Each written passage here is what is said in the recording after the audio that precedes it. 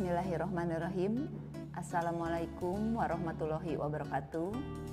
Selamat pagi anak-anak. Salam sehat untuk kalian semua. Mudah-mudahan dalam pertemuan ini kalian dan ibu alhamdulillah diberikan kebahagiaan.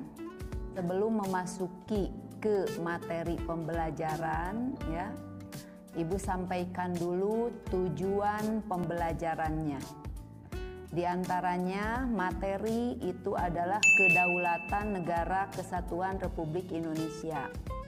Tujuan mempelajari ini kalian mengenal serta memahami ketentuan tentang bentuk dan kedaulatan negara sesuai dengan Undang-Undang Dasar 45. Terus juga dapat menumbuhkan rasa ingin tahu terhadap ketentuan perihal bentuk dan kedaulatan negara yang sesuai juga dengan Undang-Undang Dasar 45. Di dalam hal ini juga tujuannya agar kalian memahami berbagai prinsip kedaulatan sesuai dengan Undang-Undang Dasar 45. Karena kita tahu kan bahwa hidup kita ini, bangsa kita ini adalah bebas tetapi terbatas dengan aturan.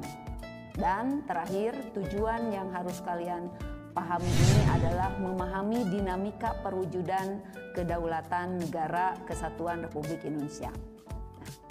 Baiklah, sekarang kita memasuki kepada materi pembelajaran melalui PowerPoint, tetapi Ibu sampaikan kompetensi dasar yang akan Ibu berikan adalah memaparkan penerapan tentang bentuk dan kedaulatan negara sesuai dengan Undang-Undang Dasar 45.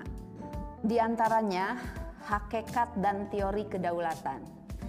Bodin mengatakan bahwa kedaulatan adalah kekuasaan tertinggi untuk menentukan hukum dalam suatu negara. Itu artinya negara memiliki kekuasaan tertinggi untuk memaksa semua penduduknya agar menaati undang-undang serta peraturan-peraturan yang sudah ditentukan oleh negara tersebut. Adapun kedaulatan ke dalam Indonesia yang memuat dalam Undang-Undang Dasar Negara Republik Indonesia tahun 1945 antara lain sebagai berikut: melindungi segenap bangsa Indonesia dan seluruh tumpah darah Indonesia, memajukan kesejahteraan umum serta mencerdaskan kehidupan bangsa.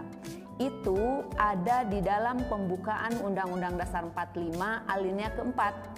Karena kita mendirikan sebuah negara itu adalah memiliki tujuan nasional dan tujuan internasional. Kalian tahu kan, tujuan nasionalnya yang tadi Ibu sebutkan, sedangkan tujuan internasional adalah turut serta menciptakan perdamaian dunia.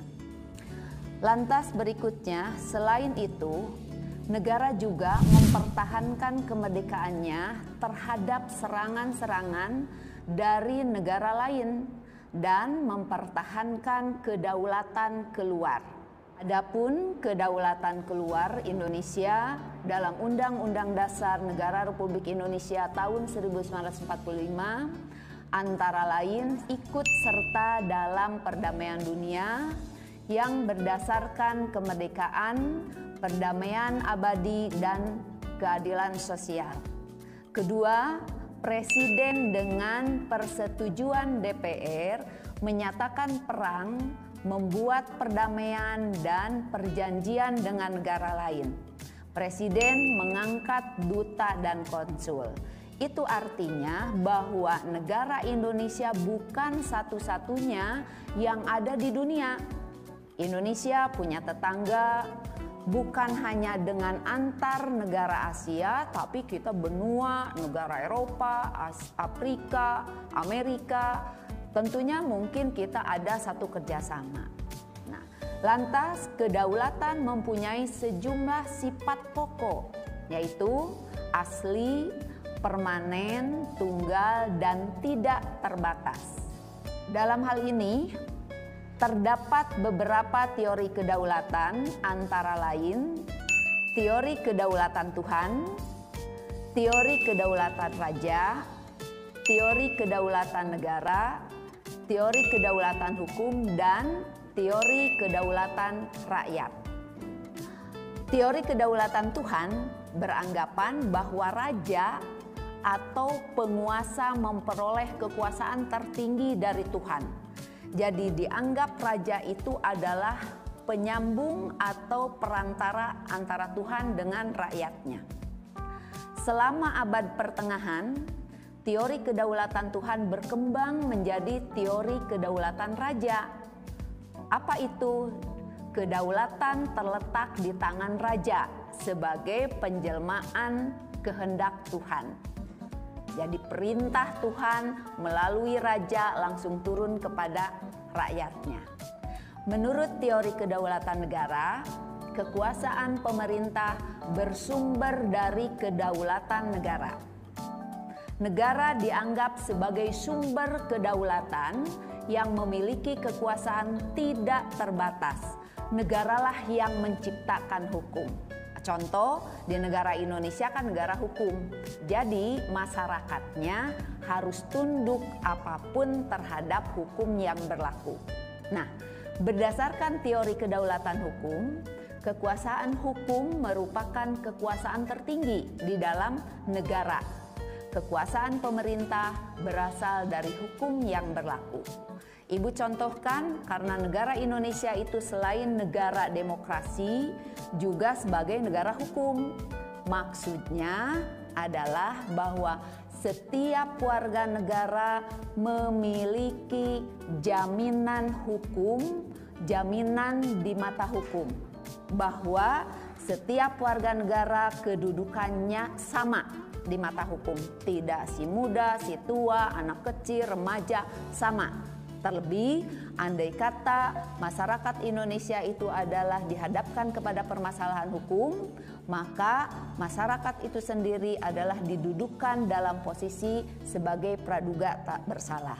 Kalaupun itu akan menjadi ada sanksinya, itu akan sesuai dengan apa yang diperbuatnya. Nah, itulah anak-anak yang Ibu sampaikan. Mudah-mudahan tentang kedaulatan negara Republik Indonesia ini kalian bisa memahaminya.